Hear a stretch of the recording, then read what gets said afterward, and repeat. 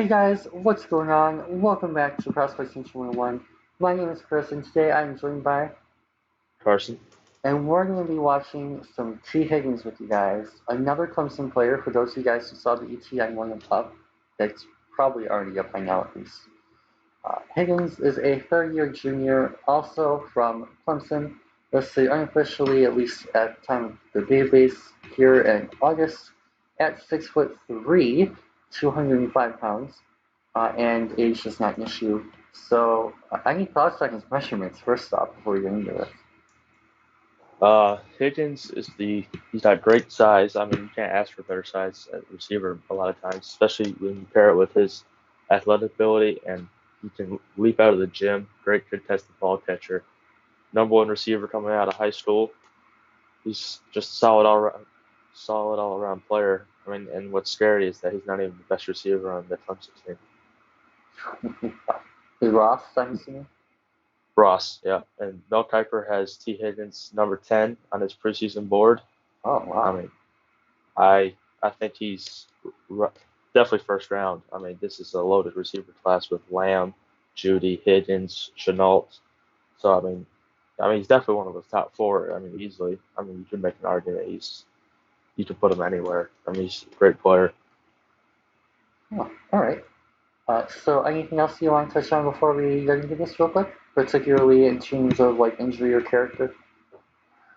Character's fine, no injury history. So I mean, just you know, good football player. And you said you wanted to go Texas A&M and NC State, right? Yeah.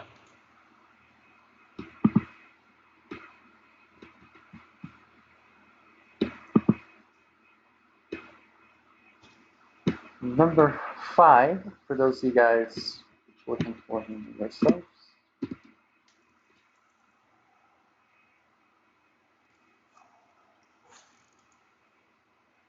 Okay. So interesting after playing him off. Well, that might have been because it was a run pick. Never mind.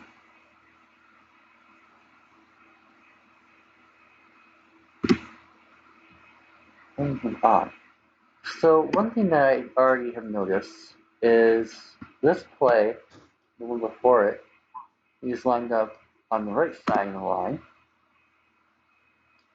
And then the next play, he's lined up on the left side of the line. So already kind of a minor detail, but has the ability to play both sides. Oh, nice hand play. Okay. So I like active hands here. He's going to do a really nice job here. Right at the line of swatting that right hand away.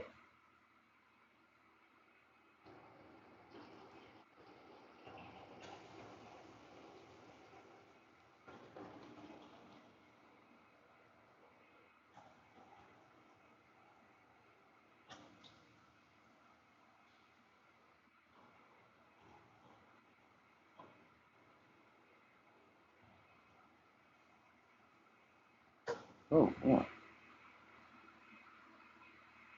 Nice play from number 3.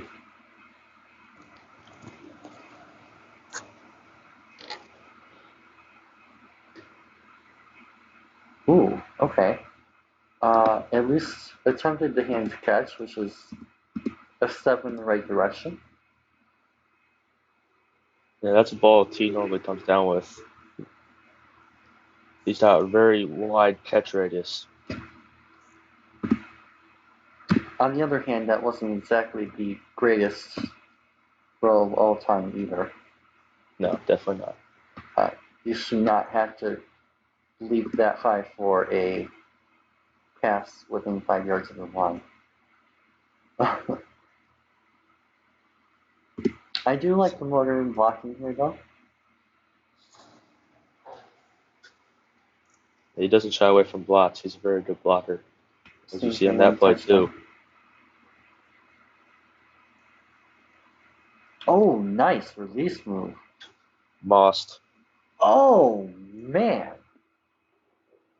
and then shows some yak ability and contact balance. Nice stiff arm. See, T's not a guy who's going to create a lot of separation, but he can leap out of the gym, like I said at the beginning. He can catch any ball that's within like 5 feet within him. So first thing I'm going to point out here, obviously you talked a little bit about the lack of separation, kind of. So I'll go the positive route. I like the hands catch. Does a really nice job there of flashing the hand. A nice setting to play. Also the vision.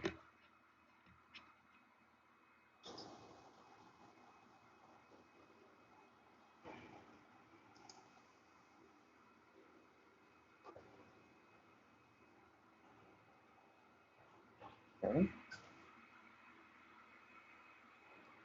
He's giving me One thing serious. about T, Oh, you go. he's trying to catch the ball with his hands. I mean, he doesn't like to bring it into his body, which is a good thing I look for. I like to see guys get their hands out there. Yep. He's giving me some serious Marvin Jones vibes. Maybe just because I see Marvin Jones all the time. Like 2017 Marvin Jones.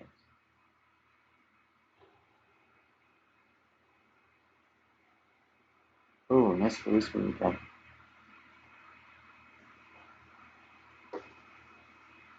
Oh, There's nice release. another nice block, and then ETN doing ETN things. Yeah.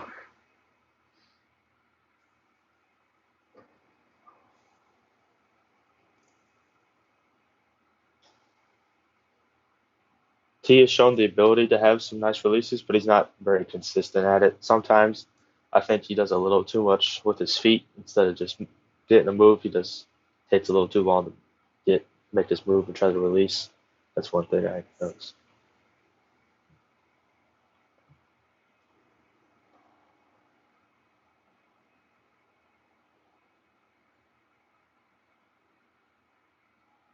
How much of that do you think on lack of first step versus just being too hesitant versus patience? I don't think his like first step is really a worry. I just think he's trying to do a little too much to get the defender going one way to kind of get the edge or the inside. It's just something that can be cleaned up pretty easily. But you can see it's working a lot of times within this. He's been able to get to the way he wants, but it's just a little too much feet, which causes it to be a little quick or a little slow. And yeah, just as I asked about that, you see on this play, he does a really nice job of getting that initial burst off the line. So that looks, to me at least, clearly OPI. Yeah, it was. They didn't call it, but they didn't call a lot against A&M either. So Wasn't this the game that Clemson almost lost last year? yep, 28-26. Oh, what a sick throw.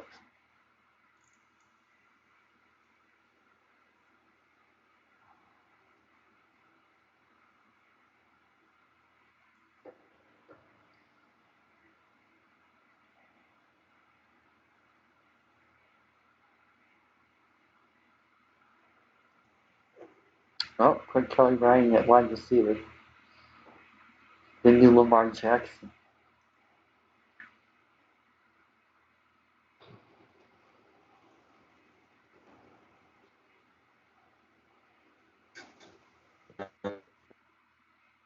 Hunter's gonna do something great with the Raiders. He just gets open and catches everything.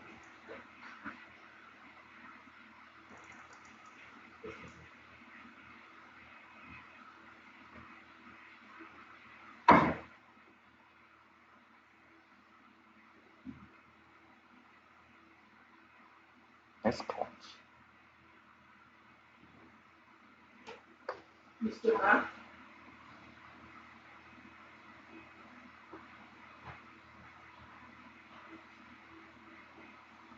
They look like they're. Oh, that was nice. They look like they're playing a different variety of coverages against them too, which is kind of interesting.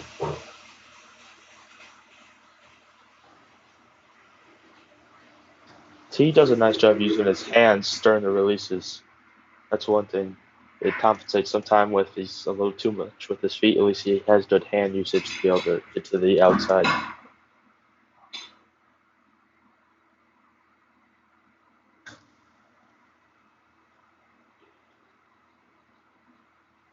A little bit tighter than that. Not really seeing him a lot in the slot, so he's not necessarily going to be an A.J. Brown big slot type of guy. It doesn't seem like yet. Yeah, he's no go in the slot. I don't remember him ever in the slot really. Cool. So, thoughts based on the first game? Just basically what I said at the beginning. I mean, he doesn't create a lot of separation. Um, Pretty good release that game. Sometimes it takes a little too long, like I said throughout the game. But his hands are great.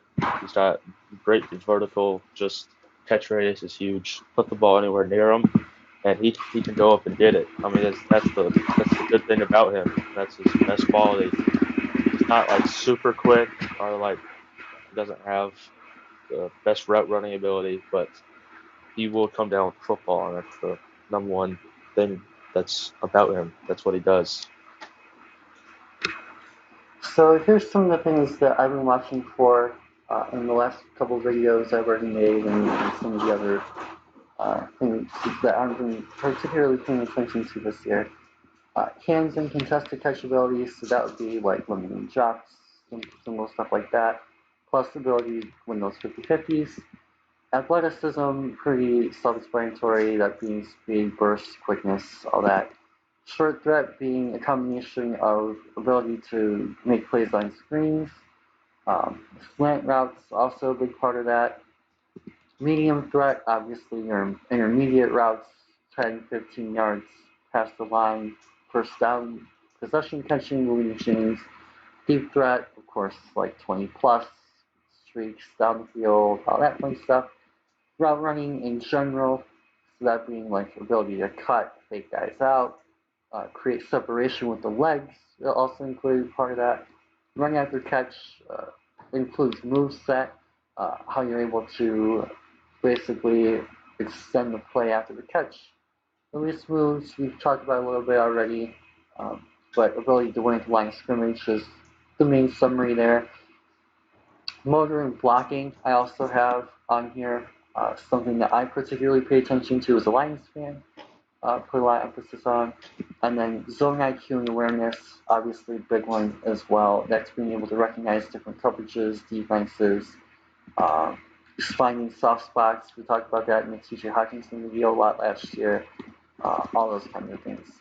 So those are the things to note for the second game that we're going to be looking for. Anything that you want to see more of in game number 2? Uh, A&M didn't really play a lot of zone against him.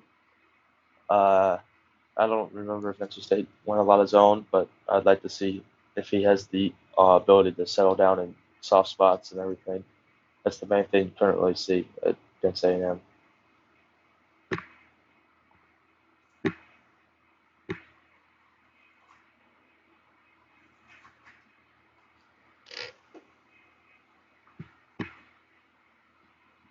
And then this game should be all Trevor Lawrence.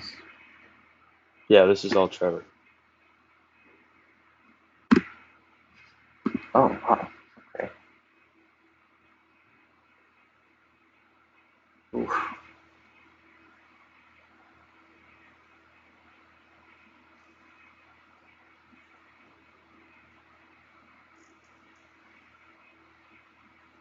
Nice slant. Throw a little behind him. Nice job turning his body, making the catch. And the one thing that I forgot to point out when I was going over the categories too is limiting wasted motion, being really efficient with your movement. And he does a really nice job of showing that off on this particular play, particularly with the footwork. Bam, just so limited in compact motion, which allows him to create so much space on this route underneath. Unfortunately, not able to fight off the tackle, but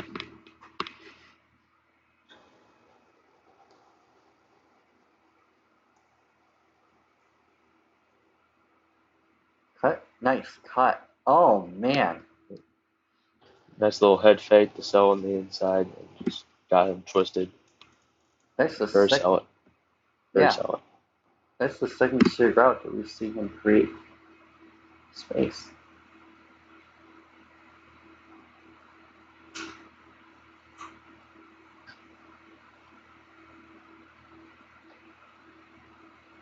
Oh man, Hunter. Stud.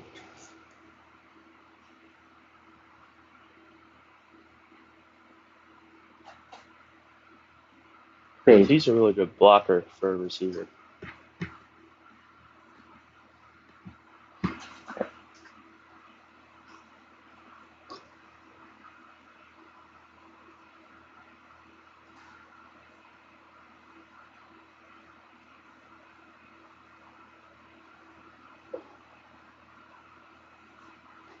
Oh,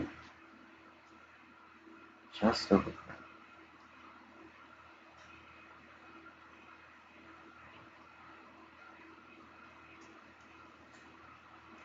Did he not play against them on Notre Dame?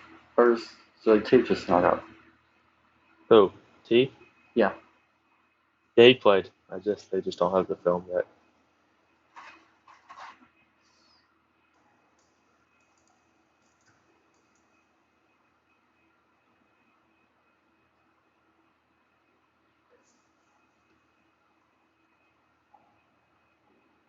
That was a really weird concept to run there. They're making him run an out route on his hash. To be fair, that's a nice cut. I really like how he didn't overextend too much. But I think that's more of a comeback. He just didn't really come back enough. oh, okay. Yeah.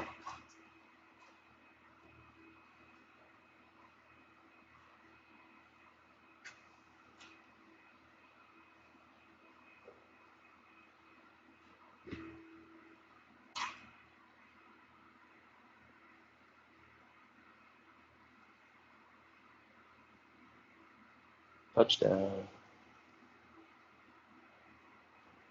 Nice hands. Yep. I've not seen a single body catch once. And another thing too, as I talked about a couple plays ago, is limited wasted motion. He's so efficient with this in cut. Right there. Boom. He's already angled. And it helps create that separation because he's not just running all over the place. Yeah.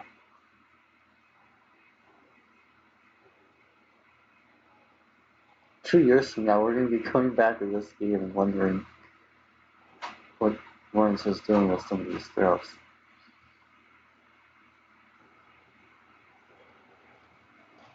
T's route running is a lot better in this game than it was versus A&M. He's very precise with the cuts in this game.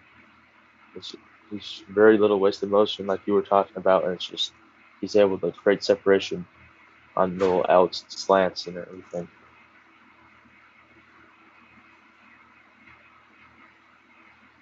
How much of that do you think was competition based too?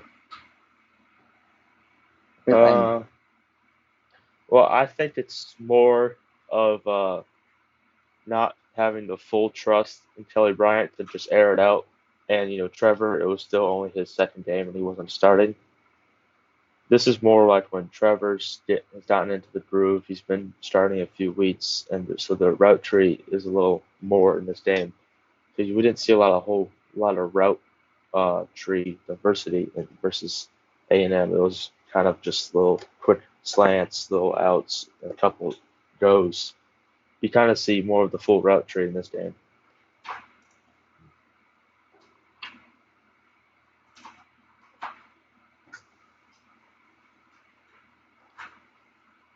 so that could also play into another nice catch. That could also play into how much growth potential there is over the course of this year too.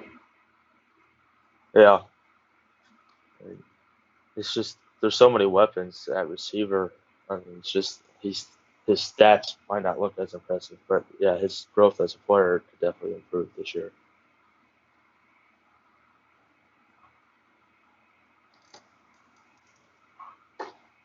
I feel like with receivers though, like production is kind of overrated because there Yeah, are so many pass catchers on a given team, especially in college spread offenses where you have as many as five guys on the field who can catch a pass. yeah. I mean, I would say production's pretty much overrated for every position almost, Yep. especially for scouting purposes. I mean, it doesn't really matter. It's just the traits they show. That's a great block. And his use of the angle here, right, to push him out. Yeah, And like going back to like another nice angle block. yep, nice little crack. Going back to the production thing though, I think there is like some cases where it's kind of a big deal. Like for example, Tracy or not Tracy, Terry McLaurin, to me, like that was a little bit Yeah, too extreme. yeah, I understand that. Like you barely played receiver, but yeah, I did that. But he's Interesting. looked good. He had a nice Senior Bowl week, so it didn't really matter. But So overall thoughts on those two games, positives, negatives. uh, you saw a little bit of inconsistency with the route running, but it was great versus NC State. It was above average versus A&M, but he really cranked it up versus NC State. And then created more separation versus NC State. You know, he has great hands, a lot of hand catches, just make it look smooth and just nice little soft hands. And as I said, the vertical is very big, wide catch radius. I mean, great blocking. Some of the best blocking I've seen with receivers in the last few draft classes. I mean, he's a first round talent. I mean, he's clearly in that top four. I mean, you can make an argument for anywhere from 1 to 4, in my opinion.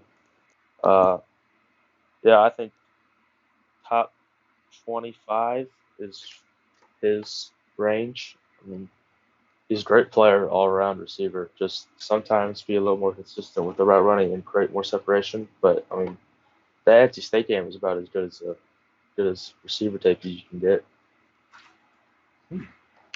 So we talked about this a little bit with ETI, but I'm going to go back to this again because I think that this is another interesting fit. How would you like to see Higgins in Houston with Deshaun Watson? I mean, they had a connection for 1 year. I mean, he didn't get a ton of playing time that year. I mean, I don't like the fit as much as I do with Travis. It's just they already have Hopkins. T is very similar to Hopkins in my opinion. Fuller Um, kind of injury prone. Kiki Kuti more of a slot guy. yeah, TT's a slot guy. I mean, T doesn't fit in the slot. I mean, as we saw in those two games, he never took a rep in the slot. Um, Fuller, I mean, Fuller's a good player.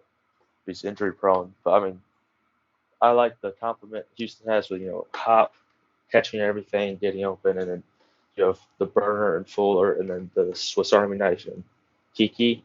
Okay. I mean, the receiver room could use some depth because the next two receivers after that are DeAndre Carter and Tyron Johnson. So I mean, could use a little more couple more receivers, but I'm not a huge fan of the fit in Houston with T. Want a little bit more speed burning, kind of I mean, like a Rice. but there's already enough speed in the receiving core. So there's plenty of speed. I mean, if we were going to get a receiver, that's the probably more towards T because you have Fuller, who's really fast. Tiki's really fast.